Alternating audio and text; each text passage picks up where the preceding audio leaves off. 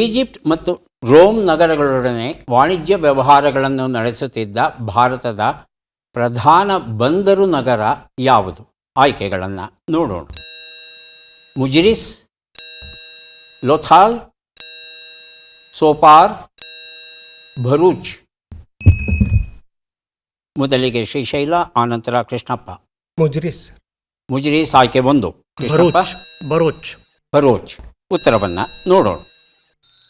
ಮುಜಿರಿಸ್ ಸರಿಯಾಗಿದೆ ಉತ್ತರ.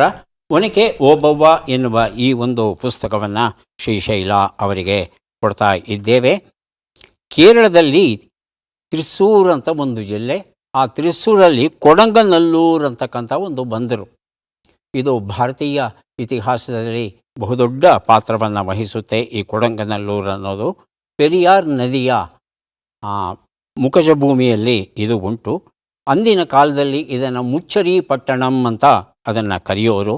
ಕ್ರಿಸ್ತಶಕ 1ನೇ ಶತಮಾನದಿಂದ ಹಿಡಿದು ಕ್ರಿಸ್ತಶಕ 5ನೇ ಶತಮಾನದವರೆಗೆ ಇದು ಈ ಪಶ್ಚಿಮ ಭಾರತದ ಪಶ್ಚಿಮ ಕರಾವಳಿ ಏನಿದೆ, ಆ ಕರಾವಳಿಯಿಂದ ಬೇರೆ ಬೇರೆ ಅಂತಾರಾಷ್ಟ್ರೀಯ ವಾಣಿಜ್ಯಕ್ಕೆ ಬಹಳ ಪ್ರಸಿದ್ಧಿಯನ್ನು ಪಡೆದಿದ್ದಂಥ ಸ್ಥಳ ಆಗಿತ್ತು.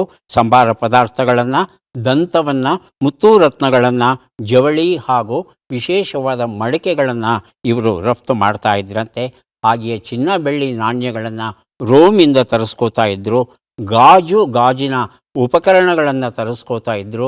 ಎಲ್ಲಕ್ಕಿಂತ ಮುಖ್ಯವಾಗಿ ಅಲಿವ್ ಎಣ್ಣೆ ಅಂತ ಏನು ಕರಿತೇವೆ, ಅದು ಭಾರತೀಯರಿಗೆ ಇಷ್ಟವಾಗಿತ್ತಂತೆ. ಅದನ್ನೂ ಸಹ ತರಿಸ್ಕೋತಾ ಇದ್ದರು. ಆದರೆ ಕಾಲ ಒಂದೇ ಥರ ಇರೋದಿಲ್ವಲ್ಲ. ಒಂದು ಸಲ ಭೀಕರ ಪ್ರವಾಹ ಬಂದು ಈ ಮುಜಿರಿಸ್ ಸಂಪೂರ್ಣವಾಗಿ ಮುಳುಗಿ ಹೋಗುತ್ತೆ. ಅದನ್ನು ಮತ್ತೆ ಮರು ನಿರ್ಮಾಣಕ್ಕೆ ಯಾರೂ ಹೋಗೋದಿಲ್ಲ. ಯಾಕಂದರೆ ಆ ವೇಳೆಗೆ ಕೊಚಿನ್ ಮತ್ತು ಕ್ಯಾಲಿಕಟ್ ಅಂತಕ್ಕಂಥ ಇನ್ನೂ 2 ಬಂದರುಗಳು ತಮ್ಮ ವ್ಯವಹಾರ ಶುರು ಮಾಡಿರುತ್ತೆ. ಹಾಗಾಗಿ ಮುಜಿರಿಸ್ನ ಮರೆತು ಬಿಡ್ತಾರೆ. ಆದರೆ ಇತ್ತೀಚೆಗೆ ಅದರ ಉತ್ಖನನ ನಡೆದಿದೆ.